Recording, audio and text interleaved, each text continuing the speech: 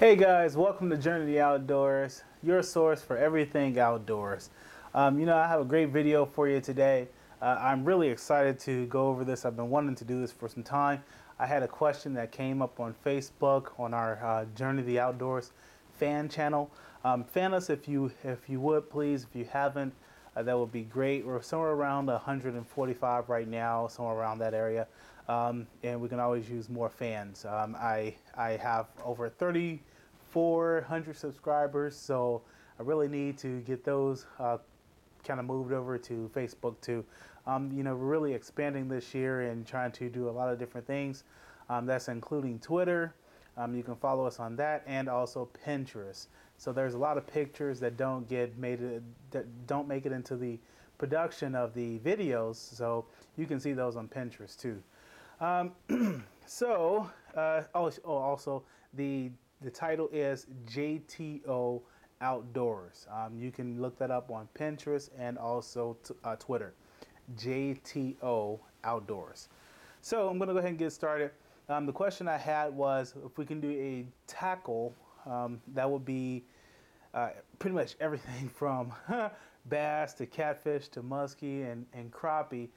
Do a tackle video and show the differences and pros and cons of what tackle I use for catching fish. I've been fishing since I was 16, probably earlier than that.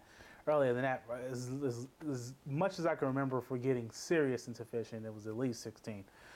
But I've acquired a lot of tackle over the years, and I'm going to go over all of these and try to help you understand what you need to take and what's really, really, really necessary when you go out on the water, be it by land or by boat. So let's go ahead and get started. First up, we're going to do the tackle, just an overall tackle view of what I use. Okay, so as you can see, this table is full of tackle boxes, but this is not even everything. But I normally use either my tackle box, which is pretty good. If I'm going on the boat, I'll use my tackle box. It has several compartments, and has a pop topping lid. You can find these at your local WALLEYE mart for right around 40 bucks. Not too bad. I think it's a Plano, if I'm correct. It's a Plano, so it's a really nice tackle box. Keeps everything in there, and divided if I'm on the boat. If I'm going on shore, then I will end up using my duffel bag. 8-head duffel bag. Works great. Holds everything in there. I can throw it over the shoulder and just go about where I need to go. Have everything in there that I need. I'm just gonna go over a couple of things now. I always keep a extra reel. I keep an extra reel in my bag just in case one of them tangle up for whatever given reason, really, really bad. I'll just take that reel, cut the line, take the reel off, and throw on another spool, and I'm good to go.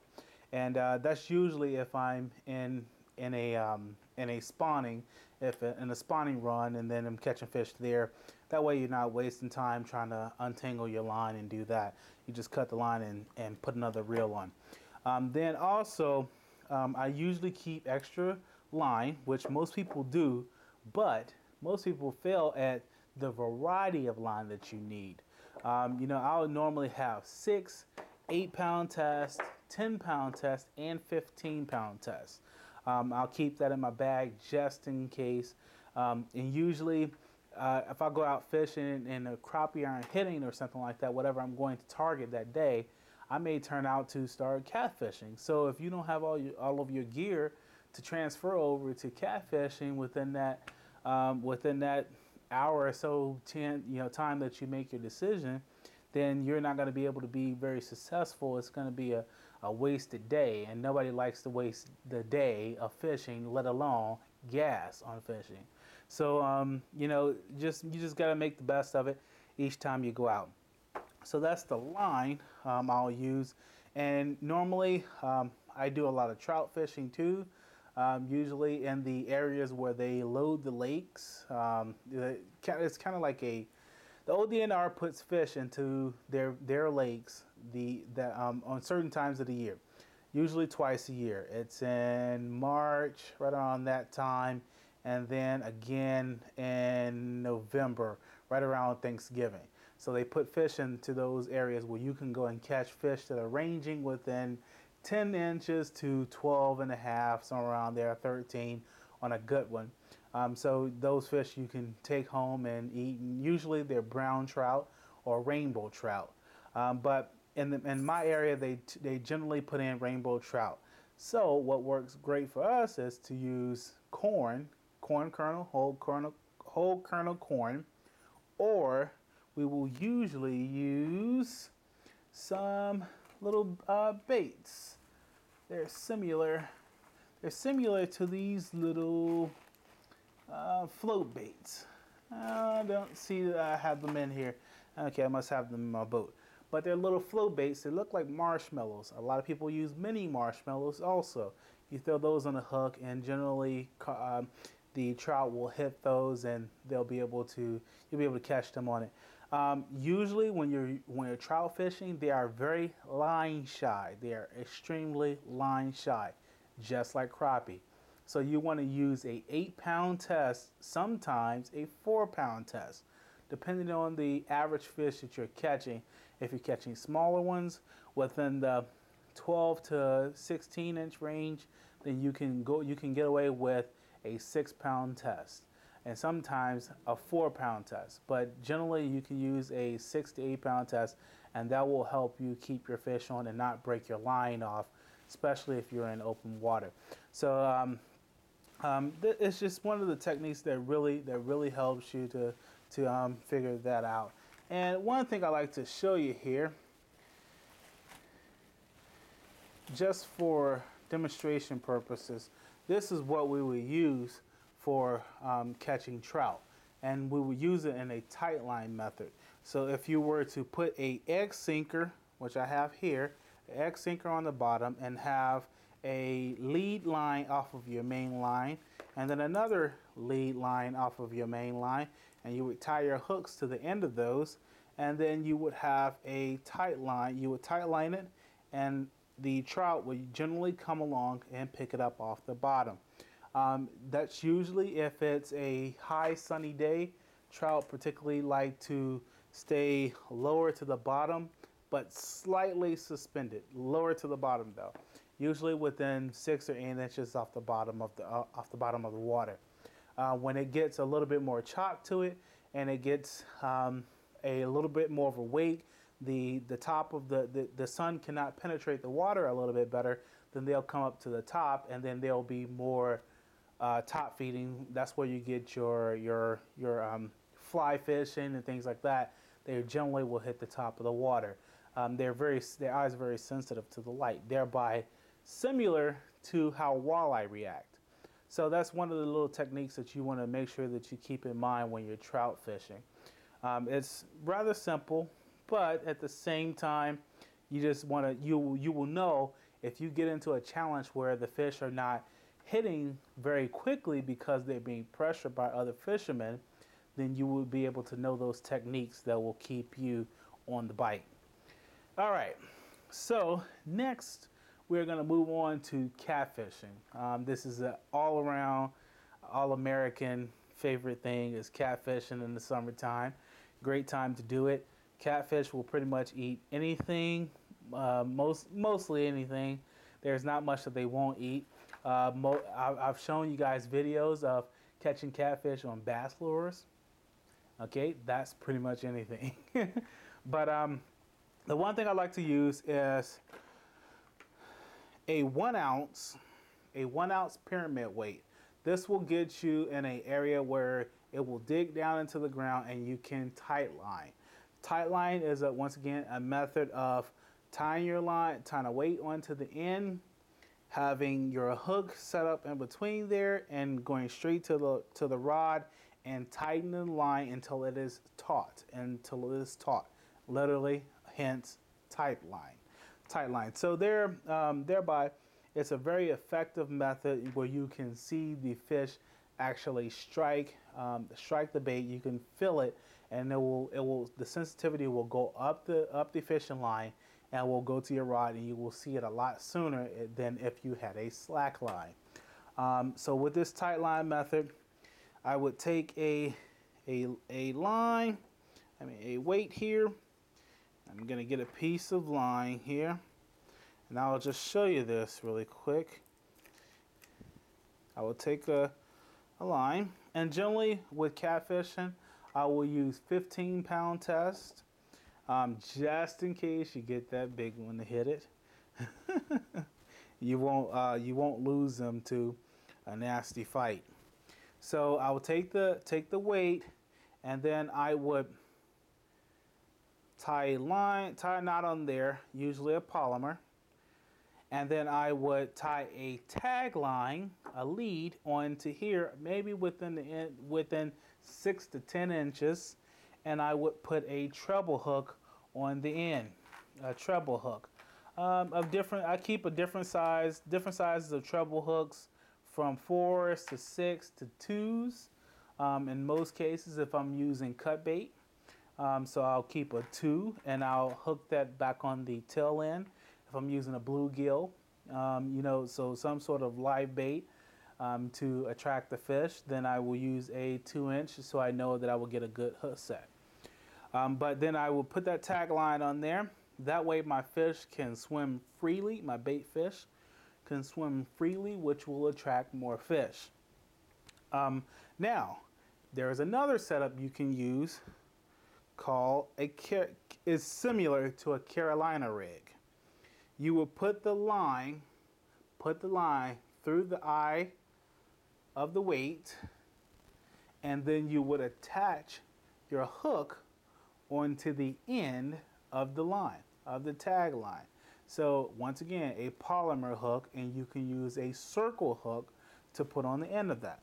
And I don't believe that I have a circle hook available. I am all out of those since I recently did some fishing there. But I will put a circle hook on the end, and then what will happen is I will put a rubber stopper on the end of here, right around 10 inches up from the hook, and another rubber stopper right here about another 4 to 10 inches away from the weight. That way the weight can slide back and forth only. And what happens is, once I tighten that line just till I feel the tension, once I cast it out, tighten the line until I feel the tension, it will drag the line. And then once the fish pulls the weight, pulls the bait, it will not feel the weight. It will not feel the weight of the weight itself, and it will think that it has a free bait. Thus, when it gets to the end and feels the tension of the pole, it will set the hook on itself. This method is very specific for finicky fish. Finicky fish that will, if you notice a catfish is picking up the bait, and then they will hit it, they will hit it and then let it go there, and then they will hit it and let it go. They're feeling the tension. They're really, really sensitive. You have an area, you have found an area, well, congratulations, you have found an area where you are getting a lot of high pressure fishing, meaning a lot of people are fishing that area. Thereby, that fish has learned that when he feels weight, he is going to let go. He notices something is wrong. So that's where the Carolina rig works best. When you hook that up, and you can relieve the fish of feeling the weight or feeling the resistance, he won't know that he has a hook in that bait. And you'll be able to set the hook and pull that fish in greatly. So that's generally what I do for that. Also, you have your tight lining. That's another method. Trout lining. That's another method. Trout lining has been a long time favorite. A lot of people have probably not passed it on as much as they like to, meaning like the old timers that haven't passed it on to kids like they should have, just because it's kind of got a downside look on it, because you can catch so many fish at one time. That was one way that they used to strip lakes. It was one of the leading ways that caused lakes to be stripped and caused conservation. So, I mean, now we have all these conservation laws. It worked out for the better because, you know, now there's a lot more fish to be able for people to pick up. So, trout lining is still legal in certain areas. Check your local laws, check your local state laws to make sure that you are within the rights of that. Trout lining is where you would take a main line. Generally, it's a really thick line, somewhere in the 1,000-pound weight test strength, and that would be your main line. You would attach it to a tree or something very, very stable, and then put a rock or something like that, a brick, a weight on the other end. And then you would attach tag lines all along that main line and then put hooks on there. Some states, like Illinois, I believe is up to 50 hooks on one trout line. You are only allowed to have one trout line. Thereby, you have the possibility of catching up to 50 fish in one set. One set can be 24 hours, depending on how long you let it set. But most cases, you want to make sure that you check your local laws, and you want to make sure that you check your lines within 6 hours. Usually, that it doesn't take very long. If you have good bait on there, it won't take very long. But trout lining is very effective, very fast way to obtain a lot of fish. So then we move on to dough baits. Okay, with catfish, most people have seen my video with how to make your own dough bait, and it's gotten really popular now. But I didn't go through a lot of the specifics on what I use with my dough bait hooks. Okay, I found out that a lot of these are not available everywhere. So if you go online, you can find dough bait hooks, and you probably will be able to purchase them from, say, someplace like Walmart. Here I have a dough bait hook. It is a number 6, I believe, 4 treble hook, and with a spring on it. Basically, it's just a treble hook with a spring.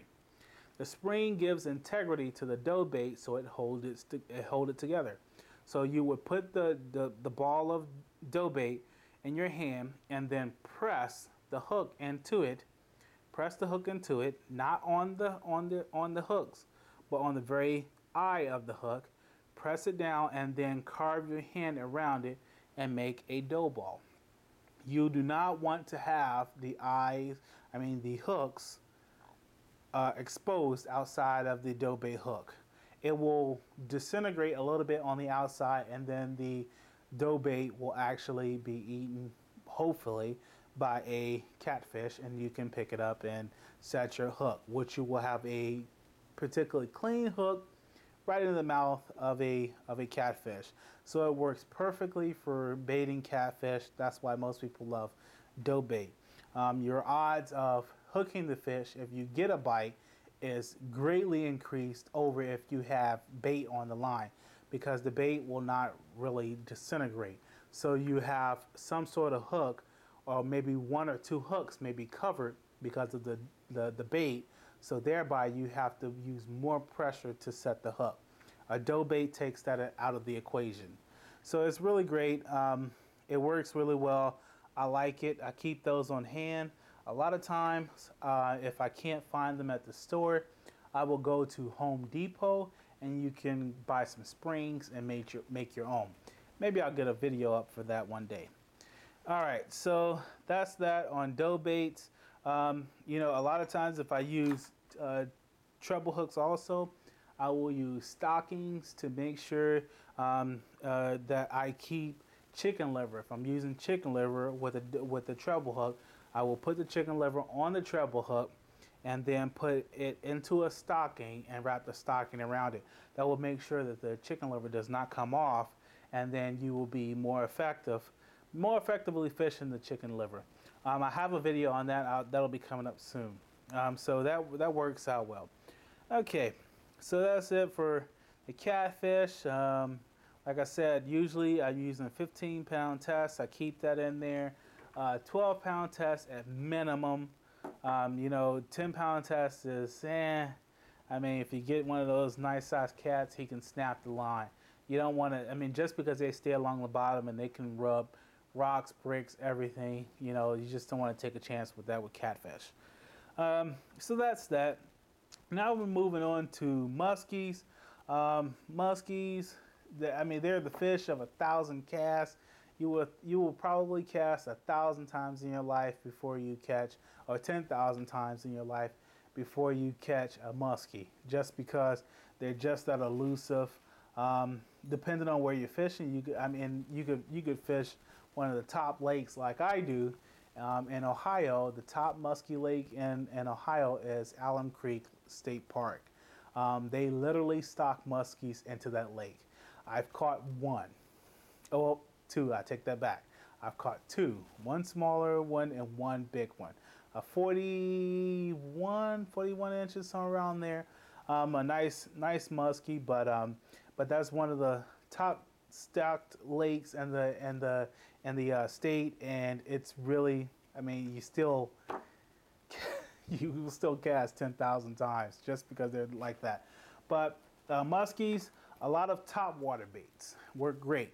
Early spring works out really great. They'll attack much of anything. They have to be in the mood.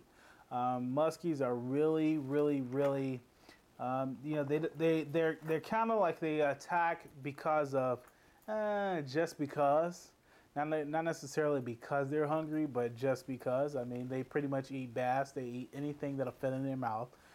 So muskie is, you know, pretty much, they're not, I wouldn't say they're opportunistic. I would just say that they're kind of mellow, you know, and don't really bother much. But if they see something coming past, they might bite it just because. They're like a mellow cat. But muskies run big baits. I mean, they can go as far as from this little 4-inch, 5-inch bait to 16, 17 inches musky baits. I mean, you'll see those up in Michigan and all those other areas. They just run big, huge burly baits. But these are this is one of my favorites. Is a Rogue. And this one is a shad, which is not too bad. I haven't caught on this one. My favorite one is the smaller Rapala. I love the Rapala. You would think that they would pass up on the opportunity for a very small little shad. But this brings me to one of my greatest points I can tell you, greatest tips. Most people know this and heard this saying before. Match your hatch. You match your hatch, meaning in your lake where you fish, when you get ready to throw a bait out, make sure that it matches something that is already in the lake. Thereby, those fish are being exposed to that for so long that they see them on a regular basis. If you can find out what those fish are feeding on, match that and you will catch fish, guaranteed. Guaranteed. That's just a point. But Rapala, love those. You know, you always keep those in the tackle box. I mean, at $7, $8 a pop, they know that they're biting. They know that they're gonna get hits. That's the only reason they sell them for that. Pretty sure it doesn't cost that much to make them, but nonetheless, they're great baits. I will vow by them. Suspending rogues are another great bait. You really want to cast out, retrieve slowly, stop it. I mean, retrieve about 5 or 6 turns, stop it, wait about 30 seconds, crank it about 2 or 3 more times, stop it, it will suspend, it will stay there. Generally, during that 30 seconds is when you will get a hit. But the muskies work really well with that. Great bait. Okay, so with muskies, you can generally get away with 10 to 12 pound line, 10 to 12 pound line. I know how it sounds. Most guys run 30, but 10 to 12 pound line is all you need. But here is the trick. That way you will get a nice long cast out of your line.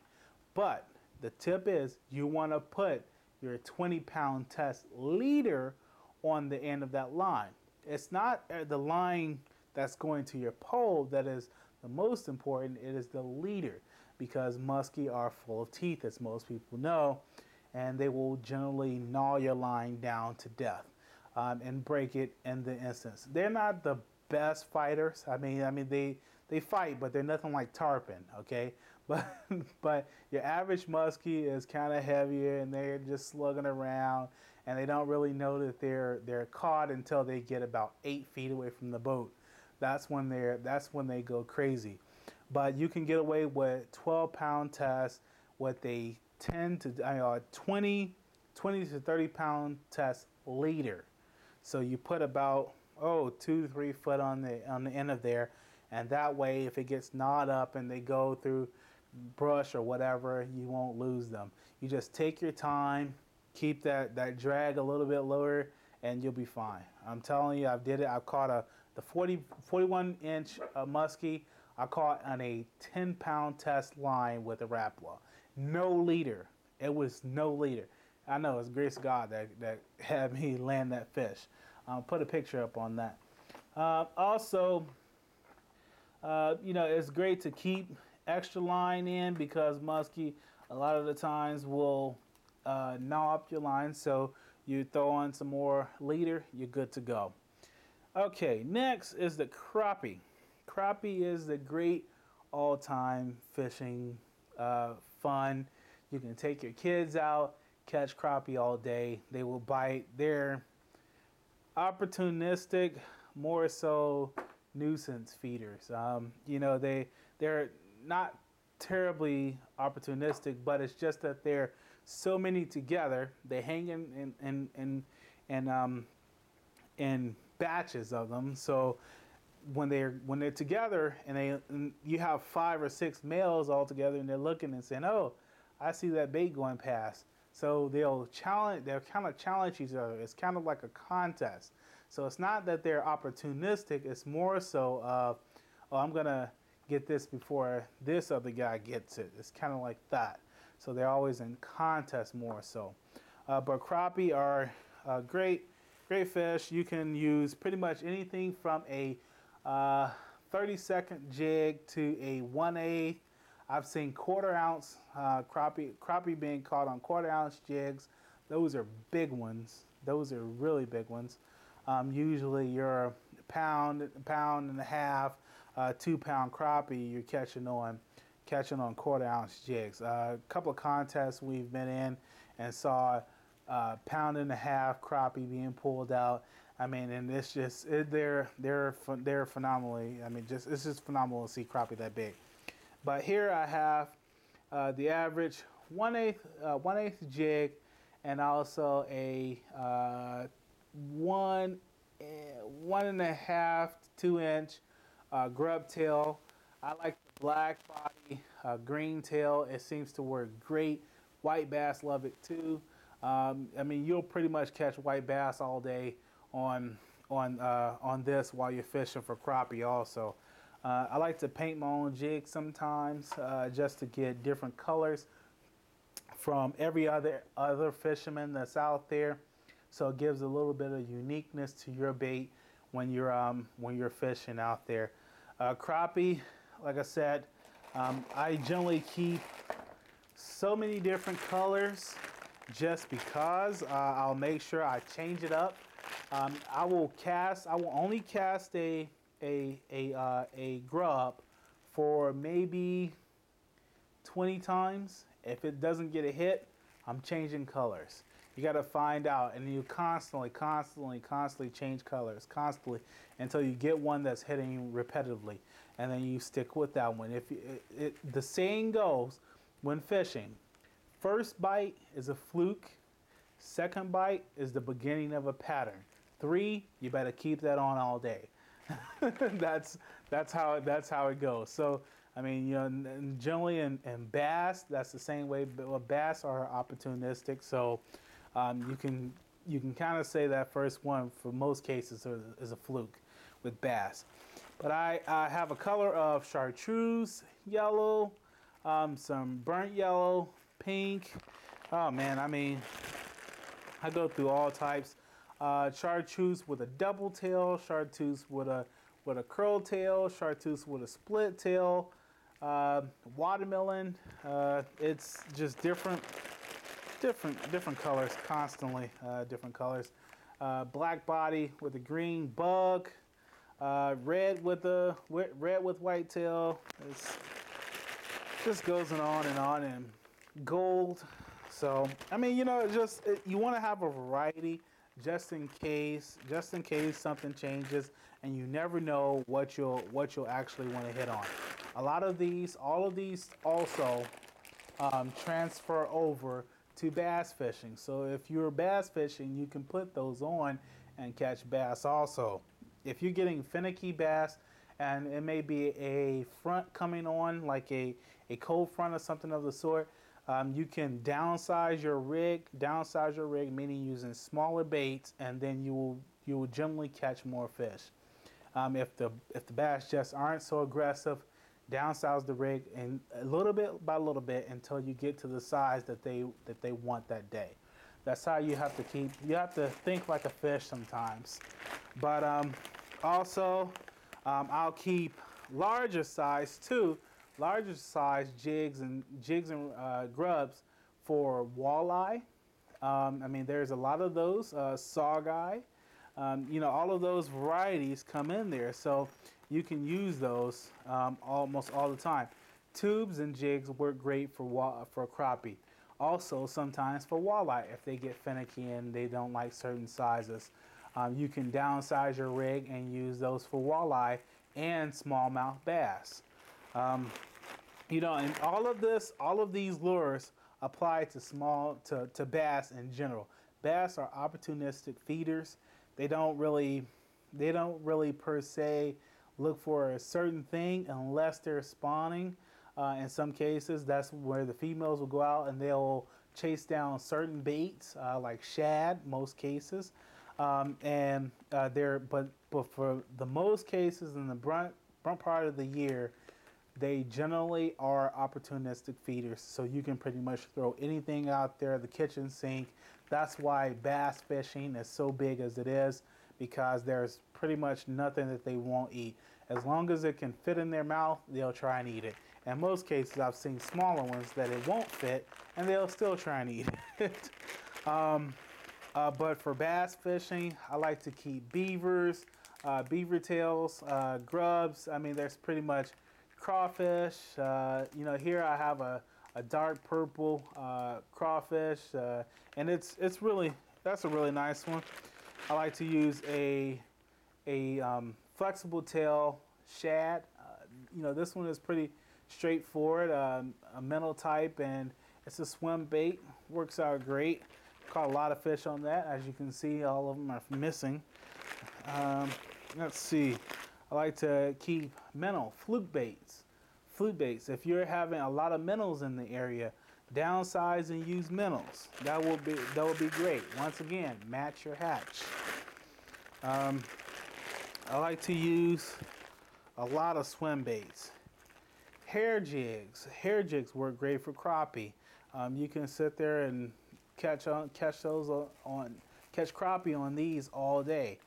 They're pretty inexpensive. You can spend about $2 or $3 for about 10 of them, and as long as you don't get into your brush, is where crappies are. You can find them in the brush. Then you can still keep using those all day.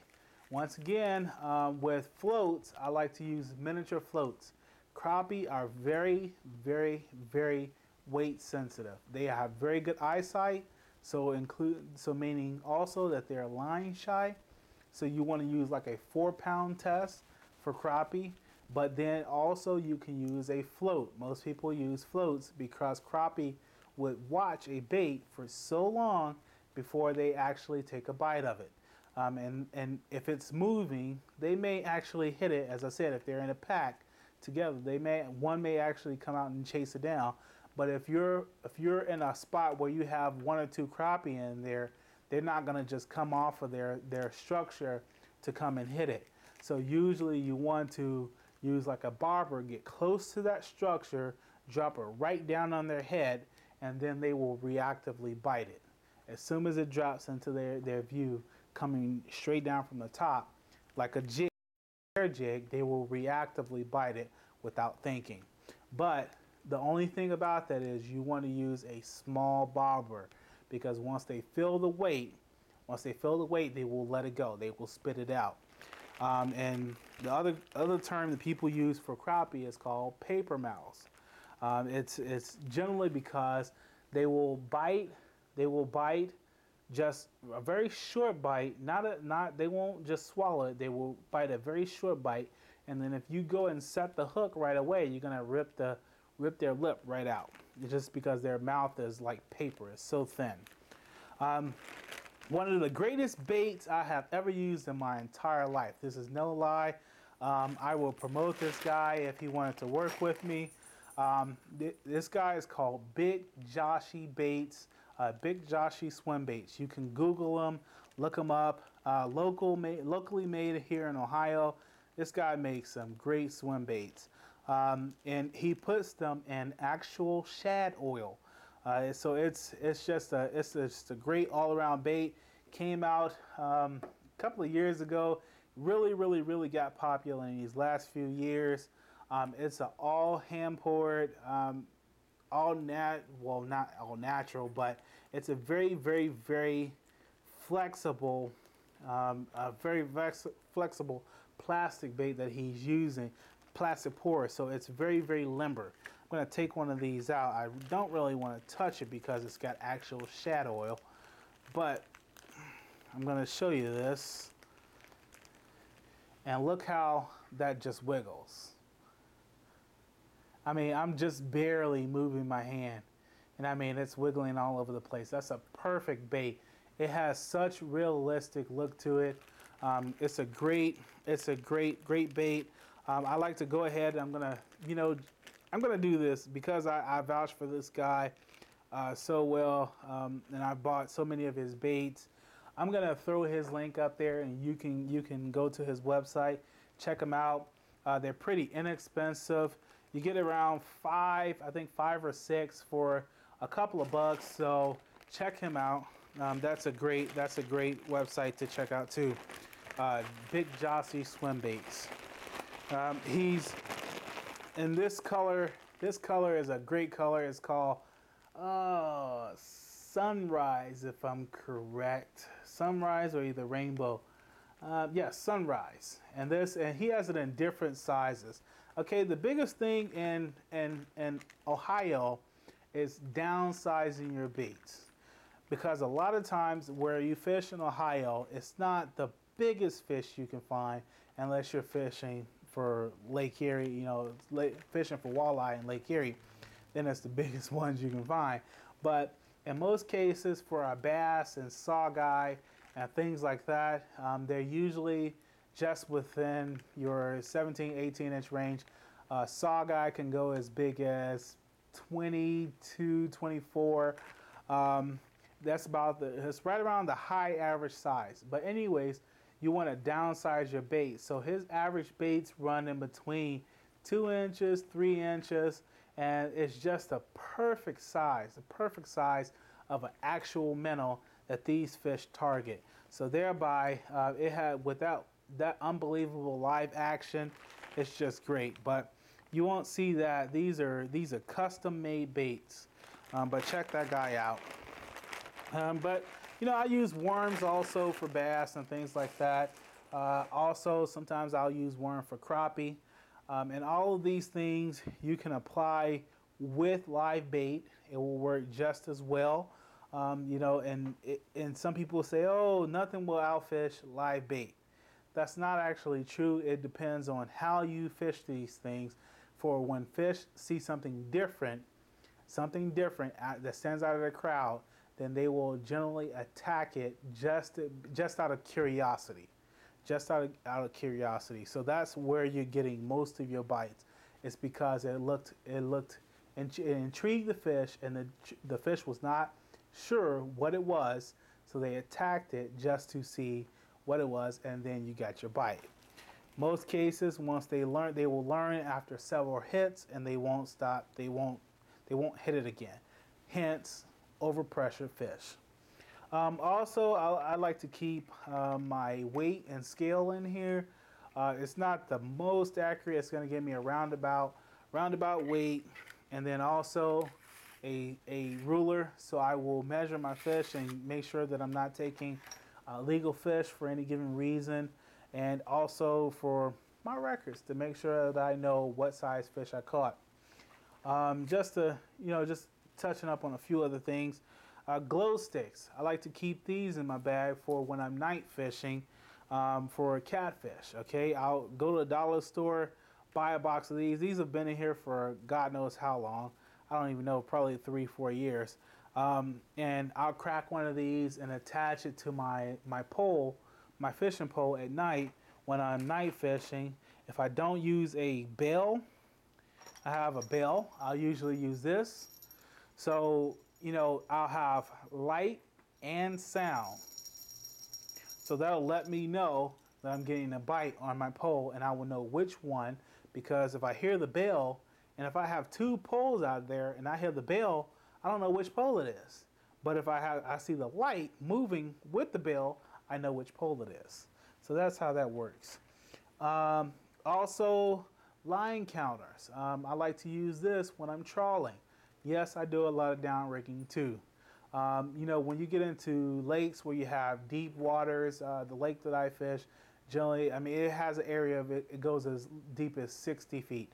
So that's deep enough that I like to use a trawling setup, and also use a line counter so I know exactly how deep my lures are running, and then what kind of setup that I need to reset my lines back to, so I know that I'm back in the fish zone. So, I like to keep also number 6 hooks. Number 8, I will use for my trout. Little small hooks, extremely small hooks, so they don't feel the hook and let go. I'll generally use that. Jig heads for fishing in Lake Erie. Right here, this is a 3/8, but I have jig heads that go up to 1/2 ounce. 5/8. 5/8 is the roundabout size for Lake Erie. Right here, I have my jig head box. These are all my jig heads painted. Some custom painted, and then others that are just store bought.